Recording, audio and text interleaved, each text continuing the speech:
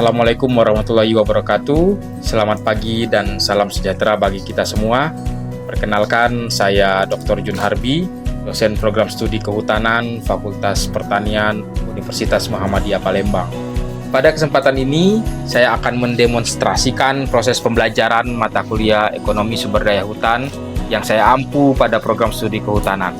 Mata kuliah ini memiliki bobot 2 SKS dan dirancang untuk membekali mahasiswa agar mampu memahami bagaimana prinsip-prinsip ekonomi yang dapat diterapkan dalam pengelolaan sumber daya hutan secara efisien, berkelanjutan, serta memperhatikan aspek-aspek sosial dan lingkungan.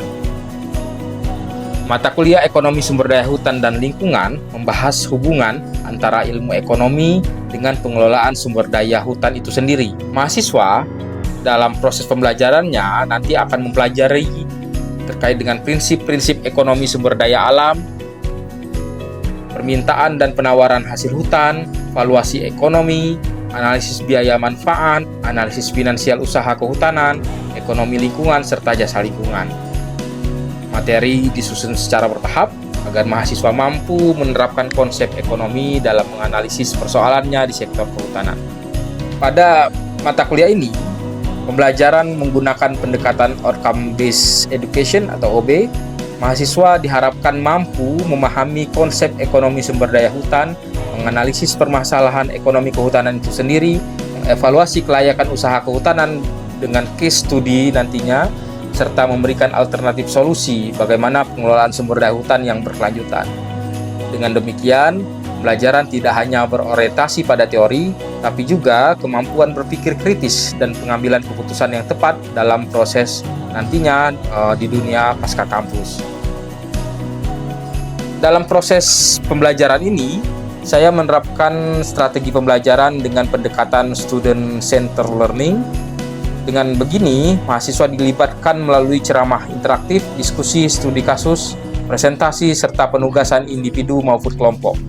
Contoh-contoh nyata dari praktik pengelolaan hutan di Indonesia akan kita gunakan, sehingga nantinya diharapkan mahasiswa mampu menghubungkan teori dengan kondisi lapangan dan mengembangkan kemampuan analitis. Selanjutnya, sistem penilaian. Dalam proses penilaian, dilakukan secara berkelanjutan melalui keaktifan di kelas. Nanti akan ada penilaian keaktifan tersebut, selanjutnya dinilai juga dengan tugas individu dan kelompok, serta presentasi dan ujian tengah semester dan ujian akhir semester. Selain hasil akhir, saya juga menilai proses berpikir mahasiswa, kemampuan analisis, kerjasama, serta kemampuan memberikan solusi terhadap permasalahan ekonomi kehutanan khususnya di Indonesia.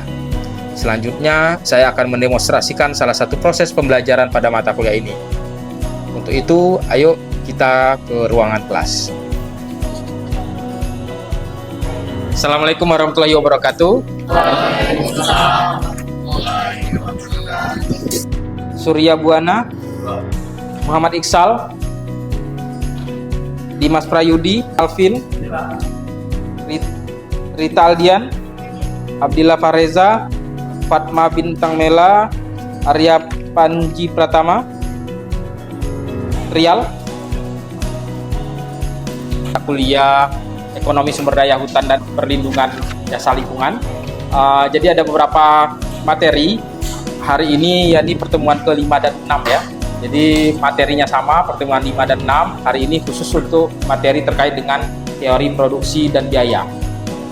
Oke, di mata kuliah Ekonomi Sumber Daya Hutan dan Lingkungan ini akan ada pertemuan, 2 kali pertemuan ini akan disatukan dengan satu materi, yakni teori produksi dan biaya, karena cakupannya cukup banyak ya, sehingga ini ada tujuan pembelajarannya. Jadi ada beberapa tujuan pembelajaran untuk mata kuliah ini. Yang pertama, yakni mahasiswa diharapkan mampu menjelaskan konsep produksi. Jadi adik-adik sekalian, konsep produksi, produk total, produk marginal, dan konteks pengelolaan dalam konteks usaha kehutanan ini perlu dijelaskan sehingga nanti bisa memahami bagaimana sebenarnya fungsi produksi itu berlangsung. Yang kedua, menganalisis hubungannya dari hubungan antara tingkat produksi tadi, maka ada hal-hal yang berkaitan dengan biaya produksi yang perlu diturunkan, baik itu dalam bentuk fixed cost atau biaya tetap, ada biaya variabel dan biaya investasi. Yang ketiga yakni membedakan biaya tetap. Tadi ya saya sebutkan ada biaya tetap, biaya variabel dan biaya investasi, sehingga nanti ada biaya total dan ada rumusnya. Dan yang keempat yakni menginterpretasi data biaya produksi untuk menentukan tingkat outputnya. Jadi adik-adik sekalian harus memahami bahwa ada pengaruh dari tingkat produksi yang perlu ditentukan sehingga nanti usahanya mencapai efisiensi. Dan yang terakhir yakni menerapkan teori tersebut dalam usaha pengolahan hasil hutan. Produksi itu ada 5 hal yang kita akan pelajari. Yang pertama yakni fungsi produksi, produk total, produk rata-rata, produk marginal sampai ke kurva total produk, rata-rata produk dan marginal produk, gitu ya. Terus teori biaya juga ada 5, yakni biaya total, biaya tetap, biaya variabel dan biaya marginal. Tadi dipilih dari teknologi mana yang bisa memberikan input terbaiknya. Input terbaik ini dari sisi kuantitas dan kualitas, gitu ya, sehingga nanti tidak menjadi salah satu corong kerugiannya. Jadi kita lanjut ya. Teori produksi itu pada dasarnya ada beberapa konsep dasar yang harus dipahami sebelum kita bisa menghitung betul-betul berapa biaya produksi dan biaya luaran yang akan kita butuhkan. Ya, jadi biaya produksi itu adalah hubungan teknis antara faktor input ya. Jadi perlu dilihat di sini bahwa untuk pabriknya. Oke, ada yang lain lagi? Gaji pegawai. Ada yang bisa membedakan beda gaji dan honor? Gaji itu tetap.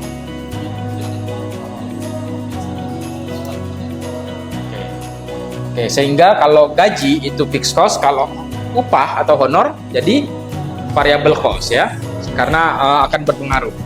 Perlu dipahami bahwa misalnya fungsi produksi itu biasa dilambangkan dengan Q. Q ini adalah kuantitas. Jadi seberapa banyak kuantitas produksi yang akan kita hasilkan. Ini akan dipengaruhi oleh fungsi dari L. L ini biasanya dilambangkan bahasa Inggris ya. L ini tenaga kerja. Tenaga kerja ini kenapa L? Kenapa kira-kira L? Berpengaruh kenapa akhirnya dia rugi? Kita lihat dengan hasil yang lain dulu ya. Nanti kalau kalian akan bisa menjawab kalau melihat dari angka-angka yang lain. Kalau total revenue-nya 272, maka profitnya 112 sudah positif gitu ya. Tahun ketiga dia sudah mendapatkan revenue-nya 384 juta dengan total cost 165 ya. Dengan total cost yang sama pada tahun yang ketiga dia akan memperoleh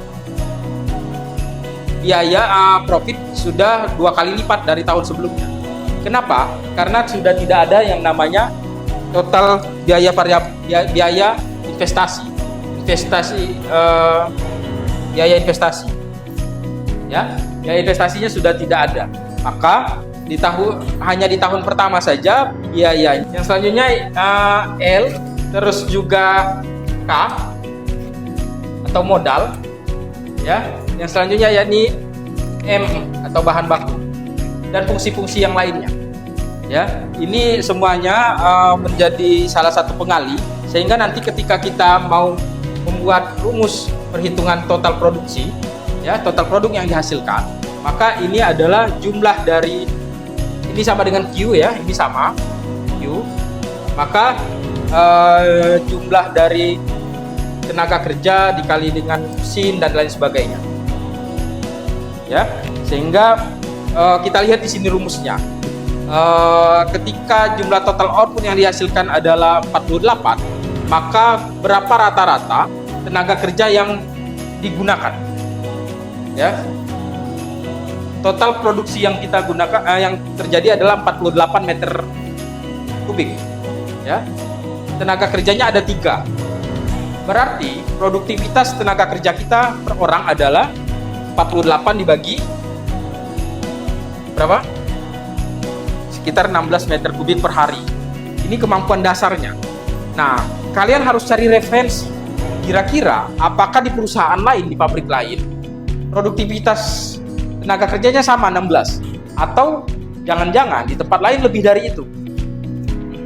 Nah, kalau kalian sebagai manajer nantinya, kalian harus pertimbangkan, oh produktivitas pegawai saya masih terlalu rendah. Sebenarnya dia bisa sampai 25 meter kubik per hari. Tapi di kita 16 meter kubik per hari. Maka kalian harus memberi keputusan.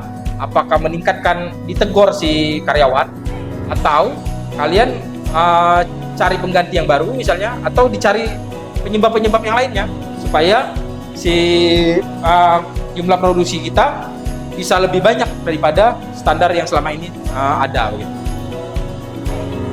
Ada yang mau ditanyakan?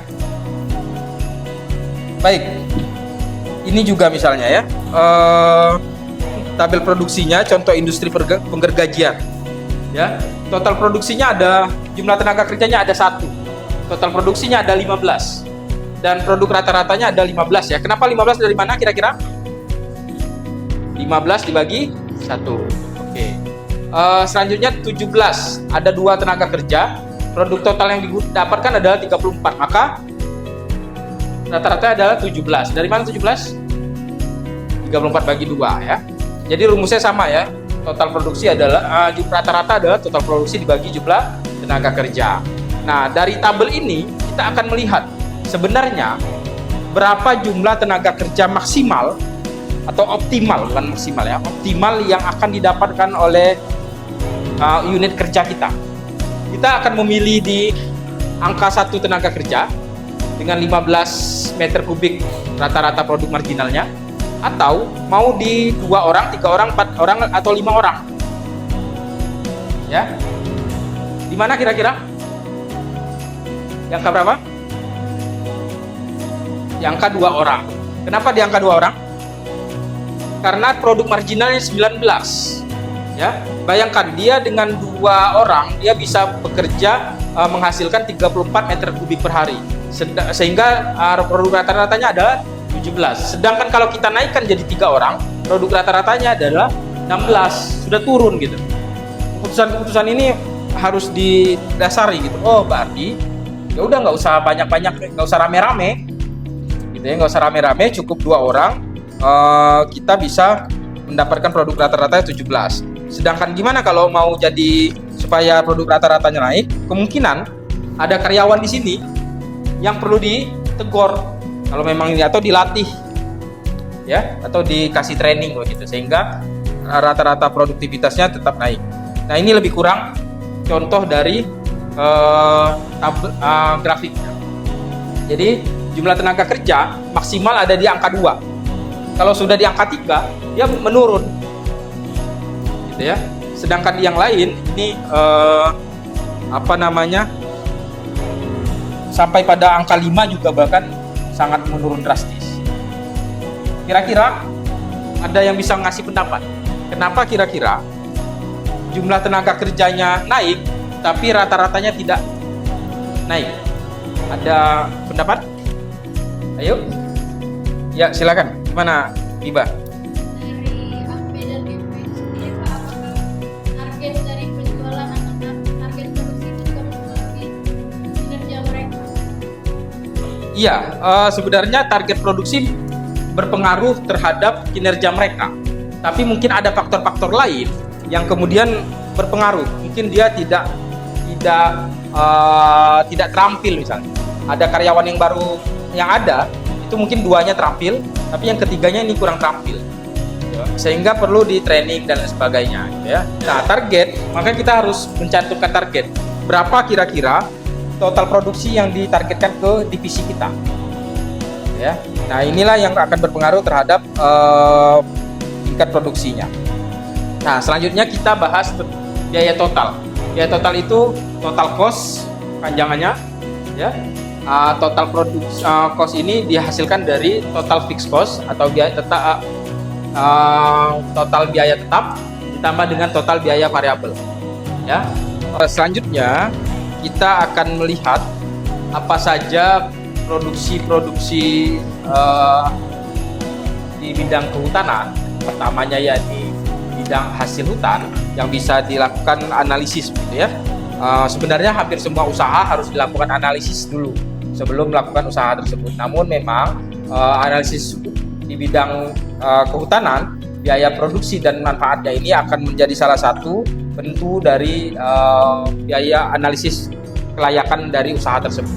Kenapa kira-kira usaha kehutanan harus dianalisis dan berbeda dengan usaha pertanian-pertanian yang lain? Karena memang usaha kehutanan ini jangka panjang, ya. Usaha kehutanan ini bukan bulanan, bukan 1 tahun, 2 tahun, 3 tahun, tapi minimal kadang 5 tahun sampai 35 tahun. Ini mengapa akhirnya perizinan di bidang kehutanan itu biasanya 35 tahun. PPPH, PS, perhutanan sosial itu 35 tahun. Kenapa? Karena kalau hanya 10 tahun nggak balik modal. Ya, nggak balik modal. Dan biasanya ya luasan wilayahnya itu hektaran. Karena kalau cuma berapa ratus meter persegi itu rugi. Ya, itu nggak menghasilkan apapun. Itu, rugi sehingga dan ini berkaitan dengan suku bunga bank. Suku bunga bank itu biasanya jangka panjang sehingga tidak memungkinkan kita lakukan jangka pendek. Beberapa contoh industri yang nanti kita akan coba gali, pertama yakni industri kayu gergajian atau sawmill. Ada beberapa biaya di sana, ada faktor biaya tetapnya seperti mesinnya, gedungnya, gensetnya dan lain sebagainya. Ada faktor variabelnya, kayu, log, tenaga kerja dan bahan bakar. Ya, ini industri gergajian. Yang selanjutnya yakni industri plywood. Ya, plywood itu yang papan di meja kalian itu adalah plywood. Apa plywood itu? Papan lapis ya, papan lapis. Nah, papan lapis ini disebut plywood. Biasanya kalau kita sehari-hari orang-orang awam menyebutnya apa? Triplek. Ya. Triplek itu kenapa kira-kira? Lapis. Hah? Lapis 3. Lapis 3 lapis gitu ya. Yeah. 3 lapis, triply. Ya karena mungkin diplesetin gitu, maka jadi triplek gitu ya. Nah, sebenarnya dia adalah plywood, kayu lapis ya. Kayu lapis sama kayak tadi juga dia bahkan ada mesin hot press karena itu di press, ditekan gitu ya dengan metode penekanan dan dikeringkan. Jadi sehingga butuh dryer di situ. Nah, industri pulp dan kertas juga. Sumatera Selatan salah satu provinsi yang memiliki tingkat produksi pulp terbesar di Asia Tenggara. Kenapa kira-kira Sumatera Selatan tertinggi? Karena ada perusahaan yang namanya Sinarmas atau kalau di pulpnya apa? Oki Pulp and Paper ya. Oki Pulp and Paper ini terbesar se-Asia Tenggara. Jadi adik-adik harus bangga karena dan mungkin siapa tahu dari sini langsung salah satu sasaran kita untuk jadi tempat bekerja adalah Oki Pulp karena yaitu industri kita. Ya, ada yang lain-lainnya ya. Ada industri pensil. Ya, pensil itu dari kayu kulai. Terus ada industri permen karet. Permen karet dari apa? Kayu, getah pohon, jelutung. Karet enggak ya? Ya, dia dari kayu, dari getah karet, getah pohon jelutung, gitu ya, getah pohon jelutung. Nah, industri-industri lain banyak. Namun kita akan coba fokus di 3 industri ini. Lanjut.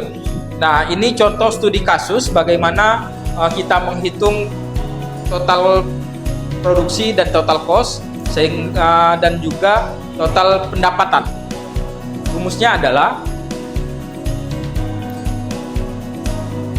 total cost sama dengan quantity dikali dengan price. Ya. Jadi berapa biayanya? Biaya total itu adalah kuantitas yang mau dihasilkan dikali dengan harga bahan pokoknya. Ya. Nah, contohnya begini. Misalnya, ini adalah biaya tenaga kerjanya. Ini kuantitinya ada 1 orang. Total produksinya dibutuhkan 15. Maka total cost-nya adalah 15 dikali, ini ada koma ya harusnya. Saya sorry ini salah ya. Nah, terus total revenue-nya 120 juta, maka rumus dari profit adalah total revenue dikurang total cost ya. Maka minus 35 adalah hasil dari mana? Total revenue 120 dikurang total cost 155. Tahun keempat, ya, tahun keempat dengan menghasilkan 310 juta rupiah.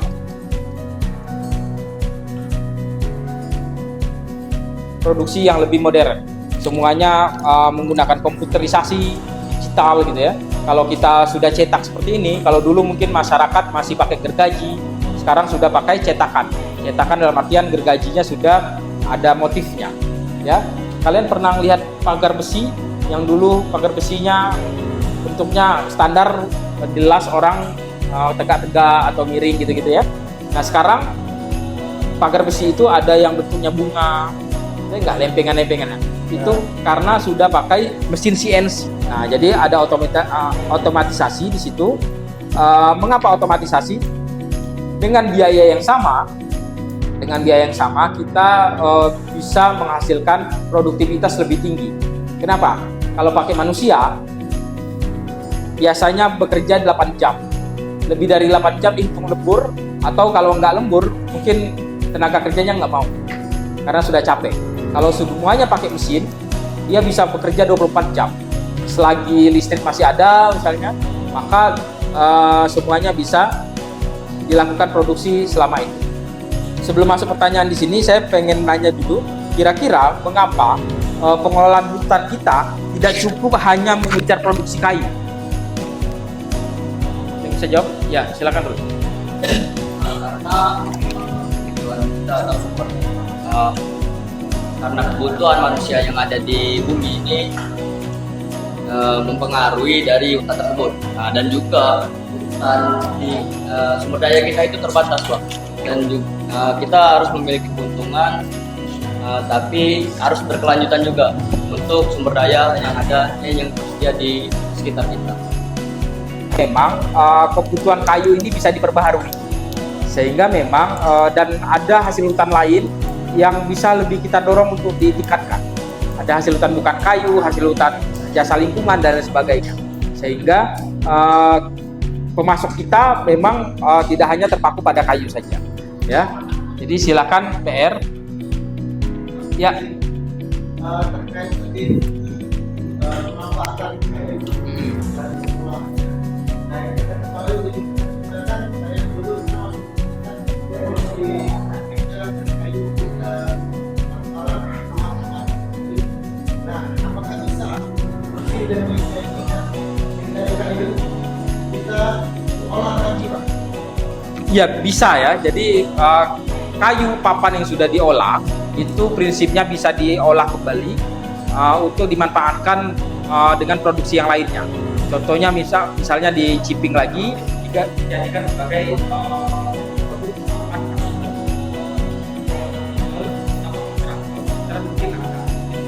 karena dia sudah kering, jadi kayunya sifatnya sudah berkurang kadar airnya, sehingga nanti akan sulit untuk mendapatkan serat glukosa-glukosanya. Namun kalau dia jadi papan partikel dicacah kembali dan disatukan dengan lem dan lain sebagainya, pakai arus panas dan sebagainya, itu ada di mana kuliah itu akan belajar bagaimana mengolah kayu menjadi papan serat, papan partikel dan lain sebagainya. Masuk sebenarnya perhatian kita kalau papan yang sudah rusak, biasanya dia gampang terurai. Salah satu keunggulan kayu itu karena dia mudah terurai sehingga tidak menjadi limbah sampah. Nah, tapi kalau sebenarnya kita bisa memanfaatkan kayu pada bagian-bagian tertentu dari pohon. Selama ini kalau kita menggunakan log, kita hanya menggunakan batang pohon pokoknya. Kalau kita menggunakan ada cabangnya, ada akar dan sebagainya, itu bisa digunakan untuk tadi papan partikel dan sebagainya. Itu akan lebih menguntungkan karena tingkat produksinya sudah sangat besar.